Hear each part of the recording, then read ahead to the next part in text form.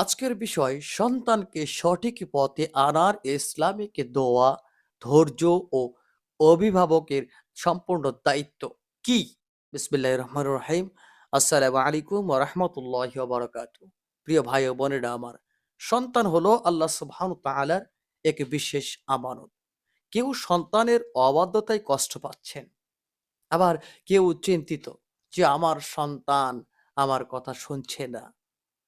আজ আমরা জানব ইসলামের আলোকে সন্তানকে সঠিক পথে আনার বিশেষ উপায়। আসল উপায় কি? প্রিয় ভাই বোনেরা আমার, সন্তান কেন অবাধ্য হয়? সন্তানের অবাধ্যতার কারণ হলো সব সময় দোয়া না করা বা দোয়া না শোনার জন্য নয়, বরং পারিবারিক পরিবেশ, মোবাইল, সোশ্যাল মিডিয়া, সময় না দেওয়া, ভালো শিক্ষা না পাওয়া, এই বিষয়গুলি থেকেই সন্তান অবাধ্য হয়। আল্লাহ তাআলা কোরআনুল কারীমের মধ্যে বলেন যে, নিজেদের এবং পরিবারকে আগুন থেকে রক্ষা করো। প্রিয় ভাই বোনেরা আমার, তাহলে বাবা মার দায়িত্ব আছে। বাবা মার এখানে বিশাল বড় একটা দায়িত্ব আছে। সন্তানের জন্য গুরুত্বপূর্ণ দোয়া হলো কোরআনের মধ্যে আল্লাহ সুবহানাহু ওয়া তাআলা বলেন যে, রব্বি জাআলনি মুকিমাস সালাতি ওয়া মিন যুররিয়াতি। অর্থাৎ, হে আল্লাহ, তুমি আমাকে এবং আমার সন্তানকে নামাজি বানাও। আল্লাহু আকবার। তাহলে এরকম আরো দোয়া আছে, যেমন আরেকটি দোয়া আমি বলছি, রব্বি হাবলি মিন লাদুনকা যুররিয়াতান তাইয়্যিবা। অর্থাৎ, হে আল্লাহ, তুমি আমাকে একটা ভালো সন্তান দান করো। আল্লাহু আকবার। এ ধরনের দোয়া আমরা পড়তে পারি। তবে ভুল ধারণা হলো কি জানেন?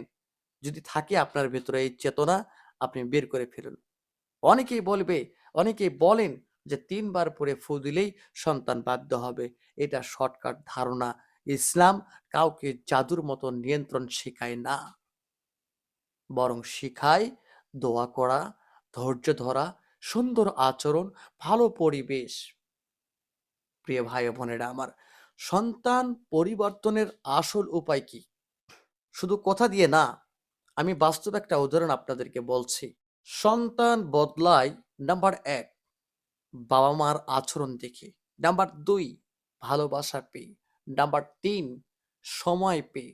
নাম্বার ৪, দোয়া প্লাস শিক্ষা পেয়ে। এই ৪টি পয়েন্ট আসলে সন্তান গঠনের মূল ভিত্তি। বাস্তব উদাহরণ দিয়ে বুঝলে বিষয়টা পরিষ্কার হবে, ক্লিয়ার হবে।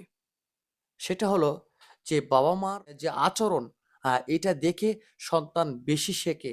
শুনে না, বরং দেখে।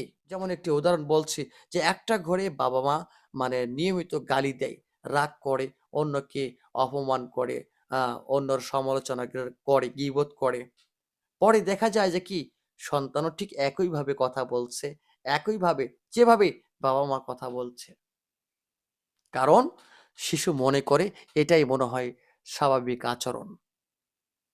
প্রিয় ভাই বোনেরা আমার, আর যদি বিপরীত দিকে উদাহরণটা এরকম ভাবে হয় যে, একজন বাবা, সে ধীরে ধীরে কথা বলে, সে মাপ চায়, সে নামাজ পড়ে, সে মানে সবাইকে সম্মান করে, হ্যাঁ, ঠিক সন্তানও কিন্তু ধীরে ধীরে শান্তভাবে, শান্ত স্বভাবের হয়ে উঠবে। সন্তানও নামাজি হয়ে উঠবে, সৎ মানুষ হয়ে উঠবে। প্রিয় ভাই বোনেরা আমার, তাহলে ২ নাম্বার, যেমন সন্তান যখন ভালোবাসা পায়, তখন সে শিখতে প্রস্তুত হয়। যেমন আ একজন মা শুধু বকা দেয় যে, "তুই কিছুই পারিস না, তুই কিছুই পারিস না।" সন্তান কি হয়? ধীরে ধীরে এই কথাটা শুনে সে জেদি হয়ে যায়, দূরে সরে যায়। কারণ সে মনে করে তাকে বোঝার মতন কেউ নেই। তাকে তার পরিবার বোঝে না। আর যদি বিপরীত দিকে ধরেন, বাবা এবং মা, একটা সন্তান ভুল করছে, হ্যাঁ? কিন্তু ওই সন্তানকে যদি বলে যে, "না, তুমি ভুল করছো, ঠিক আছে, তুমি পারবে।" হ্যাঁ? যদি এই উৎসাহটা দেয়, সন্তান তখন কি হয়? আত্মবিশ্বাসী হয়ে ওঠে। সে তাকে বদলাতে শুরু করে দেয়। ৩ নাম্বার যে বিষয়টি, সন্তানকে সময় না দিলে যে অন্য জায়গা থেকে শেখে। উদাহরণ, যেমন বাবা বা মা, তারা মোবাইল কাজকর্মে তারা খুব ব্যস্ত।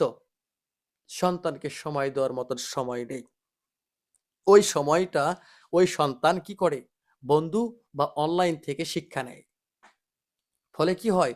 ভুল পথে যাওয়ার, খারাপ অভ্যাস শেখার আ একটা তার জন্য সুযোগ হয়ে যায়। আর যদি আমরা ভালোর দিকে উদাহরণটা যাই যে একজন বাবা বা মা প্রতিদিন তার সন্তানকে ১৫ মিনিট সময় দিচ্ছে, তার সাথে কথা বলছে, তার কথা শুনছে, তার সঙ্গে গল্প করছে। সন্তান আ কি করবে? বাবার সাথে যুক্ত হয়ে যাবে, পরিবারের সাথে যুক্ত হয়ে যাবে। ৪ নাম্বার যে কথাটি বলব যে শুধু দোয়া না, দোয়ার সাথে আমাদের শিক্ষা এটাও থাকা দরকার।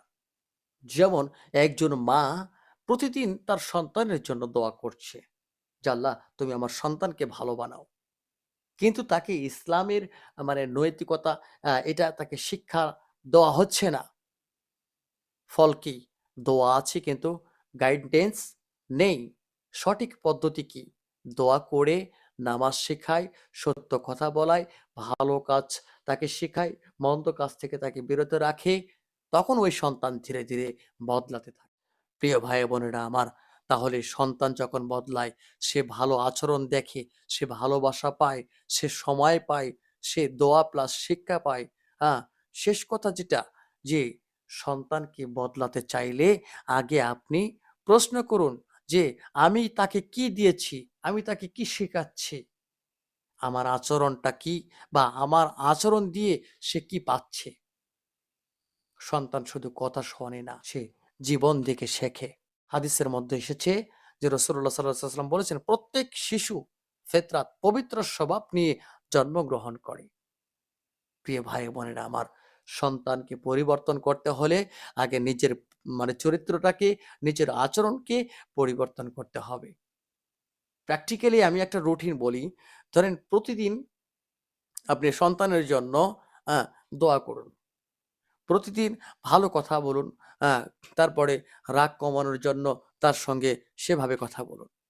সময় দেন, হয়তো আপনি কষ্ট পাচ্ছেন যে সন্তান আমার কথা শুনছেন না। কিন্তু না, দোয়া কখনো বৃথা যায় না। পিতামাতার দোয়া কখনো বৃথা যাবে না, প্রিয় ভাই ও বোনেরা আমার। তাই সন্তানকে সময় দিন প্লাস আপনি আল্লাহর কাছে দোয়া করুন।